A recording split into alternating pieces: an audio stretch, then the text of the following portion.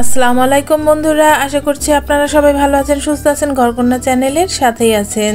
বন্ধুরা, চলে এসেছি আরও একটা মজাদার রেসিপি নিয়ে। আর আজকের রেসিপিটি হলো এগ স্যান্ডউইচ রেসিপি। সকাল বিকেলের নাস্তা হিসেবে অথবা বাচ্চাদের টিফিনে আপনারা চাইলে এভাবে এগ স্যান্ডউইচ বানিয়ে পরিবেশন করতে পারেন। তো বাচ্চারা সবাই কিন্তু এটা খুবই পছন্দ করবে, আর বড়রাও কিন্তু নাস্তা হিসেবে খুবই পছন্দ করবে। আর সবচেয়ে বড় কথা, এটা কিন্তু খুবই হেলদি একটা রেসিপি। চাইলে আপনারা ঘরোয়াভাবে এভাবে বানিয়ে পরিবেশন করতে পারেন, আর রেস্টুরেন্টে যাবার কোনো প্রয়োজনই হবে না। তো বন্ধুরা, আশা করছি বরাবরের মতো আজকের রেসিপিটিও আপনাদের অনেক অনেক ভালো লাগবে। তাহলে চলুন বন্ধুরা, কথা না বাড়িয়ে আমরা মূল রেসিপিতে চলে যাই। বন্ধুরা, এখানে দুটো সেদ্ধ ডিম নিয়ে নিয়েছি, আর ডিমের পরিমাণটা আপনারা চাইলে বাড়িয়ে নিতে পারবেন। বাড়িয়ে নিলে কিন্তু টেস্টটা আরও বেশি হবে। তো আমি এখানে দুটো ডিম দিয়ে করে দেখাচ্ছি, আর ডিম দুটোকে আমি কাঁটা চামচ দিয়ে এইভাবে ম্যাশ করে নিচ্ছি। আপনারা একটু খেয়াল করলেই বুঝতে পারবেন যে আমি কিভাবে ম্যাশ করে নিয়েছি। দুটো ডিম কিন্তু আমি ম্যাশ করে নিয়েছি। এখন হয়ে গেছে। এখানে আমি 1 বাটি পরিমাণ দিয়ে নিয়েছি শসা কুচি, আর এই শসা কুচিটা দিয়েছি। এটা কিন্তু দিলে অনেক টেস্ট বেড়ে যাবে। আর এর সঙ্গে চাইলে আপনারা গাজর কুচিটাও দিতে পারেন। আমার কাছে গাজরটা ছিল না, যার কারণে দেইনি, না দিলেও হবে। তো এখানে 1 চামচ দিয়েছি চিনি, আর 1 চা চামচ দিয়েছি কালো গোলমরিচের গুঁড়ো। আপনারা চাইলে সাদা গোলমরিচের গুঁড়োটাও দিতে পারেন। আমি 1/2 চামচ থেকে একটু বেশি আর 1 চামচ থেকে একটু কম পরিমাণে দিয়ে দিয়েছি কাসুন্দি। চাইলে আপনারা দিতে পারেন, আবার না চাইলে নাও দেওয়া যায়। তো এখন আমি নিয়ে নিয়েছি হোমমেড মেয়োনিজ, আর আমি এখান থেকে 3 চামচ একদম উঁচু উঁচু করে ভর্তি করে দিয়ে দিলাম মেয়োনিজটা দিয়ে আর কি ভালোভাবে মেখে নেব। মেয়োনিজের পরিমাণটা আপনারা চাইলে বাড়িয়ে কমিয়ে নিতে পারেন, কিন্তু আপনারা খেয়াল রাখবেন যাতে মেয়োনিজটা দিয়ে সুন্দরভাবে মাখো মাখো হয়ে যায়। আর পরিশেষে আমি 1 চামচ পরিমাণ লবণ দিয়ে নিয়েছি, তবে লবণটা আপনারা বাড়িয়ে নিতে পারেন টেস্ট করে নেবার পরে। তো নেওয়ার পরে সব কিছু আমি ভালোভাবে মেখে মিক্সড করে নিয়েছি।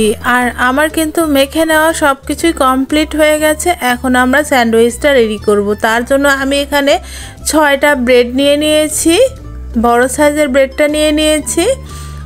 এখন আমি এখান থেকে দুটো ব্রেড আলাদা করে নিলাম।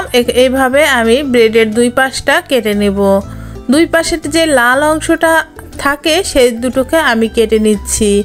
এটা কেটে নিয়েও দেখাবো, আবার কেটে নেওয়া ছাড়াও আমি করে দেখাবো। তো আমি প্রথমে কেটে নিয়ে দেখাচ্ছি। 2টি ব্রেডই আমি চারপাশের সেই যে লাল অংশটা কেটে সরিয়ে নেব আর কি।